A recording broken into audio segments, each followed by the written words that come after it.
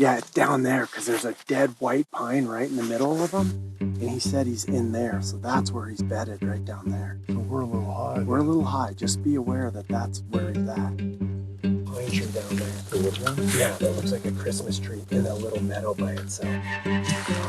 Just above these little yellow willows in front of us here. See these little ones at 10 yards.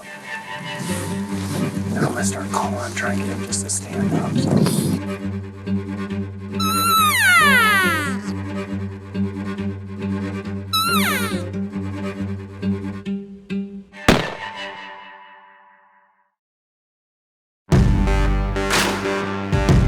These veterans get to unplug from the chaos of daily life when they come to a program like this. There are no electronics out here. There are no distractions. It's about focus, but it's about embracing this amazing outdoor environment without the distractions of the modern world. They can unplug, they can recalibrate, and they can think about how they want to live their lives moving forward with clarity and introspection. During a conversation with Matt Crumwitty, who is here on program with us now as a participant, he asked me if Higher Ground would ever consider doing a hunting program. I've always wanted to do a backcountry Idaho elk hunt, and ever since my injuries in Afghanistan, I kind of thought that was taken away from me. And having this experience to go into the backcountry, into the Frank Church wilderness on horseback was extremely special for me. I didn't think I'd ever be back there again. And just being with a good group of guys in the rugged wilderness of Idaho was pretty amazing. I've been interested in hunting for a while and trying to get out on my own. And when an opportunity came up to do a guided hunt and really learn from the best, I had to jump on it and, spoke up and told Justin that I was super interested and would love to go. So I've always wanted to learn how to hunt, not growing up hunting or having any kind of mentorship in that realm. It's a daunting task to think of going out there and getting an animal on your own. Very peaceful back here. It's quiet. You get to see a lot of the game, the wild game that's around the area. It's just something that it's just really relaxing, I think. Personally, I just love nature, man. You gotta go after it. But the camaraderie with it and everything, it's hard to come back to the real world, honestly, for a little bit.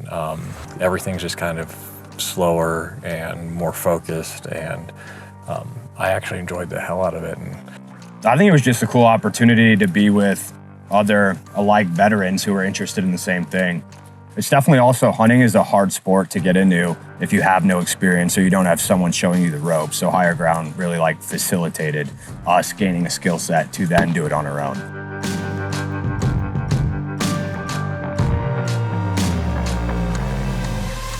We've been working on this since January of 2023 to put this program together as a multi-phase program that has training elements to it, as well as the culminating hunt where we are today.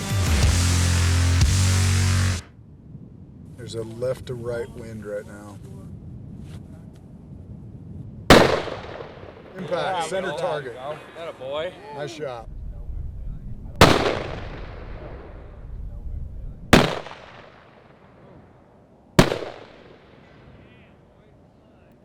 Phase one of the Hunt for Higher Ground program is training phase. So we're here at our boot camp location in the Frank Church Wilderness, supported by the Frank Church Outfitters. And during this phase, they get some fitness, they get some education, they learn about the equipment they're gonna need to be successful conducting a backcountry elk hunt. They get to explore the backcountry wilderness here, and they get to learn about horsemanship. They get to learn about riding horses in the backcountry. They get to shoot guns, and they get to become proficient with the equipment that they're gonna need in order to be successful on this hunt. So we're here training their minds, training their bodies, and preparing them for what they're about to execute in a few months. Again, we have experts with rifles, with the terrain, with guns. It was, something I've always wanted to do, and I've never really had a chance to do, and this is kind of a once-in-a-lifetime opportunity. The last 3 days for me has been a dream. This is a dream hunt. These guys have been great. I just met them 3 days ago, and it's been outstanding, and I can't say enough about it. I really can't. I can't wait to come back in October.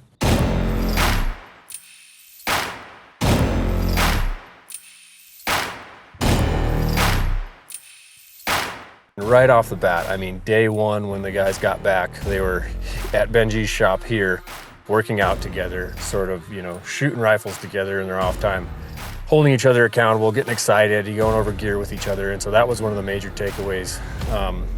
And from the get-go, I mean, you know, it's a special group of guys that we have, and so maybe that helped out a little bit, but everything has just been so much better than we could have ever imagined.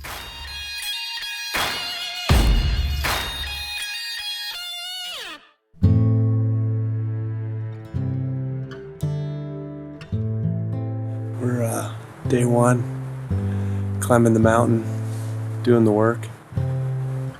Sun's just coming up here, and we're checking out our country. It's really steep, temperature's nice. It's been getting pretty warm, but real calm. Looks like it's gonna be a beautiful day, and we're gonna spend all day outside looking. Mike, what's going on? Where are we right now? I have no idea. I'm outside of camp right now, just kind of working our way up to the top, but stopping frequently just to glass and see if we see anything. You know, listening to Benji, he's been doing this forever, and I'm very new to this, so just still trying to figure it out. There's our bull track. It's a needle in a haystack out here, but we like those odds. Yeah, we're gonna work our way up this ridge. High flat, we'll glass for a little bit, and then we got a saddle, 2 saddles, and he's in the timber. Looks super elky right there. That's where, you know, he was last seen. So and then we gotta hunt him from there.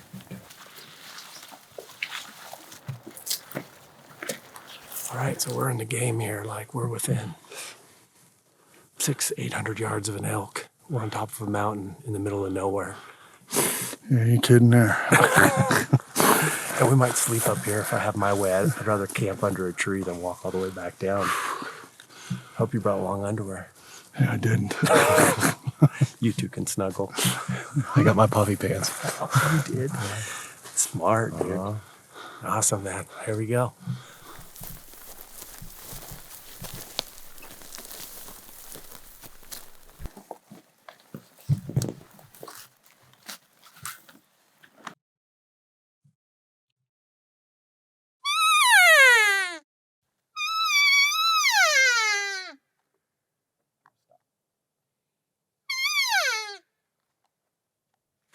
I get up to 500 and I'm not going to smash him if he stops. He's going further.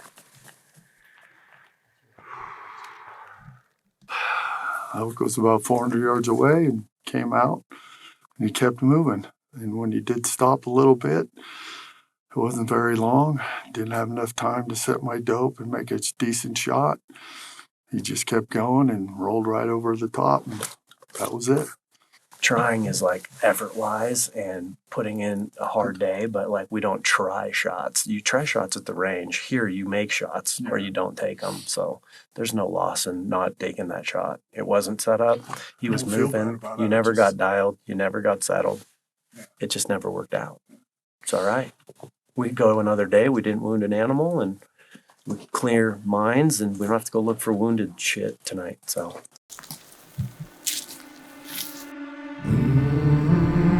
Did about 1,500 feet of vert on horseback.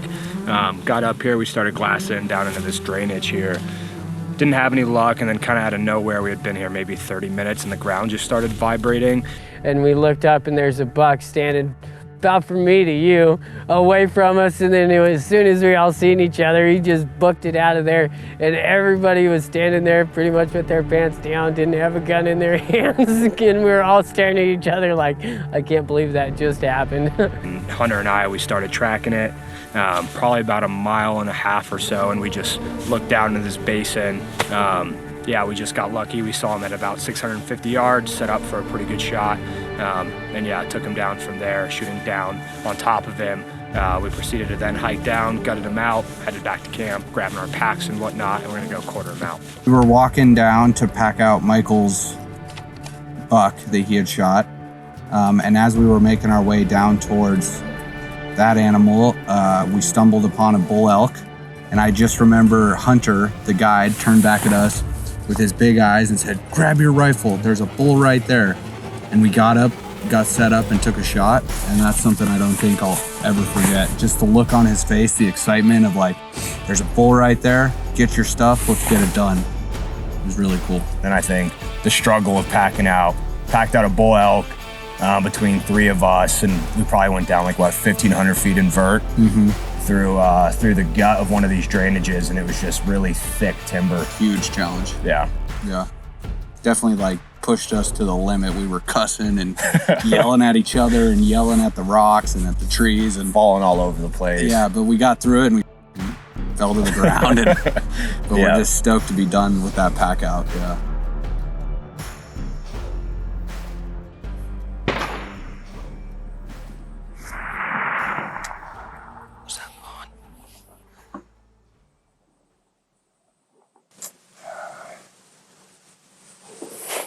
Take your time, Vaughn. Do what you did the first time, except a little better.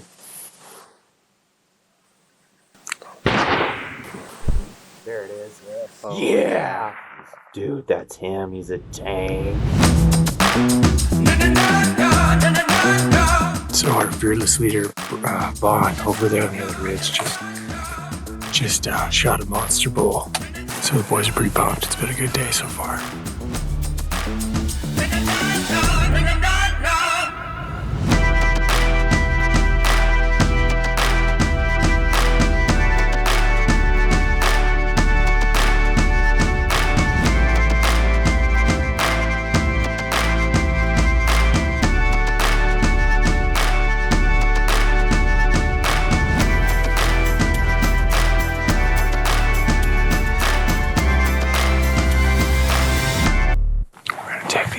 Up the ridge. Wind's good. Weather's moving in. Critters should be moving around. Well, how's the weather right now?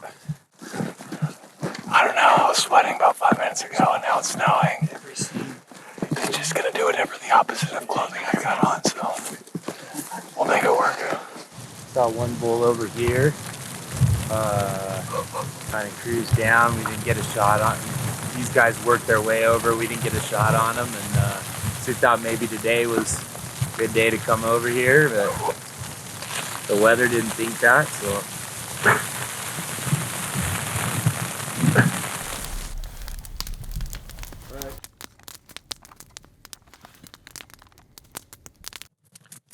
End of day 2. This is the end. Oh, this is the end of day 2. There you go.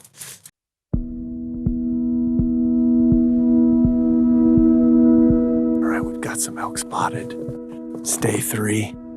They're down below us here. It's a nice herd bowl with a bunch of cows. So one group of hunters is getting the wind and gonna track into them, and we're gonna be ahead of them. We're gonna be real careful of the wind, and we're gonna set up, and hopefully they bump them into us or they get an elk, and if not, we're gonna capitalize. So we're going down the ridge to get set up. The skills that I've learned both through the training, through actually coming out here and trying to apply it, and just sitting around the campfire and being able to go out, be out here with experts, you know, that are like really good stewards of the land and the environment, and learning a new skill, you know, and applying that new skill is, yeah, it's second to none. It's like you can get prone and you can shoot that whole wall. Okay. And then I'm going to move Mike up with me to shoot the saddle a little better. Okay. But you're going to be like covering the second shot. Okay. Does that make sense? Yeah. But there's a herd of about 15 cows and a bull elk with them just below our camp. So we're loaded. It's a waiting game at this point, which sounds like hunting. So it's the night of day 3. The boys across the canyon knocked down another bull. So I got 2 animals since we've been out here, filled 2 tags. One was a pretty nice mule deer, and then got a bull as well, a bull elk. Yeah, and I got a bull elk Tuesday, so second day of the hunt. And then we spent the rest of the time packing meat. Packing meat, Yeah. yep. Yeah, we just came up here to check out a wolf. Sat here for a few minutes, but now it's getting dark, so we're gonna head back to camp. We'll get them tomorrow.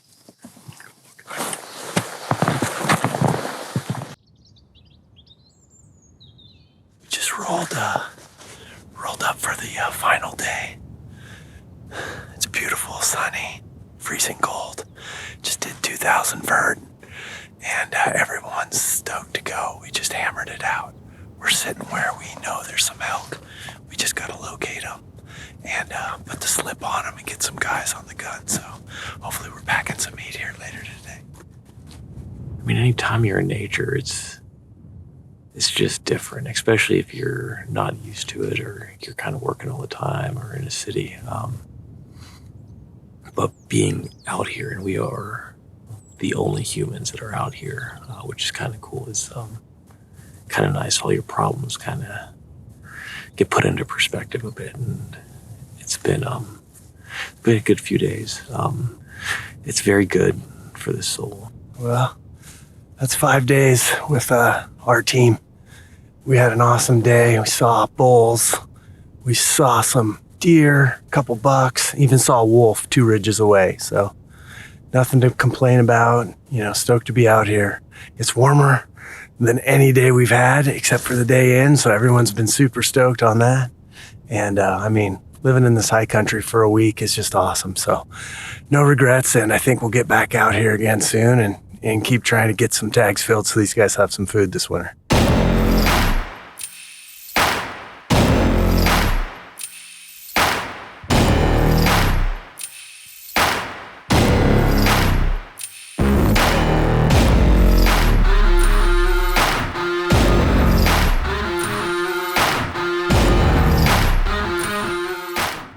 Damn, it's definitely the struggle.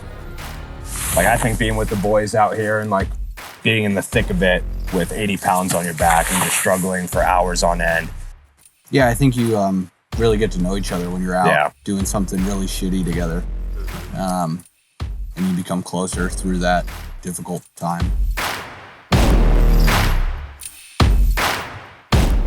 I met a lot of new friends. A lot of these guys I've met, we have a lot in common, even though I'm a lot older than most of them. They're all outstanding men. They're all outstanding veterans. You can see where they got their training from and all that, and they're just good people. And I'm very honored to have met these men and glad to call them my friends. So the benefits of this program for military veterans is it gives them a sense of purpose. Planning for a hunt itself is a lot like a military operation that all of these participants have known. You have to think about the logistics. There's a lot of planning considerations that go into a hunt like this. They have to train for this evolution, and they have to do it in a group of peers. So the benefits are they start to develop their sense of purpose around this activity. They also find camaraderie with like-minded individuals that come from a similar background. So we're starting to see friendships and bonds happen between these participants. There's just so many things going around and going on in this world that we can have trouble focusing on friends, family, work, things that matter most. And especially as veterans, we have other things that are going on in our minds, especially ones with injuries, people suffering from physical or invisible injuries. And having this experience really helped kind of elevate yourself above those injuries and reset, refocus, have a good time with a great group of people, and just focus on hanging out and hopefully getting an animal to bring back home, and also just experiencing a different type of world that most people won't get to experience. I want to thank our sponsors. None of this would have been possible without the right equipment out here in these arduous conditions. So I want to say thank you to Cryptek who provide us with cold weather gear and rain gear out here. I want to say thank you to our friends at Initial Ascent with amazing packs to carry heavy loads in this terrain. I want to say thanks to FHF Gear that provided us the bino harnesses and accessories so we could spot big game out here successfully. And I want to say thanks to our friends at First Light from right here in Idaho. Thank you all so much, and we look forward to doing this again next year. The inaugural Higher Ground hunting program is coming to a close. We harvested 4 bull elk this week, 1 mule deer buck, had an incredible time with a little bit of suffering in this intense terrain, and everybody is walking out of here with an education on what it takes to be successful, with new friends, a new sense of purpose in becoming hunters with the confidence to go out and do this independently on their own.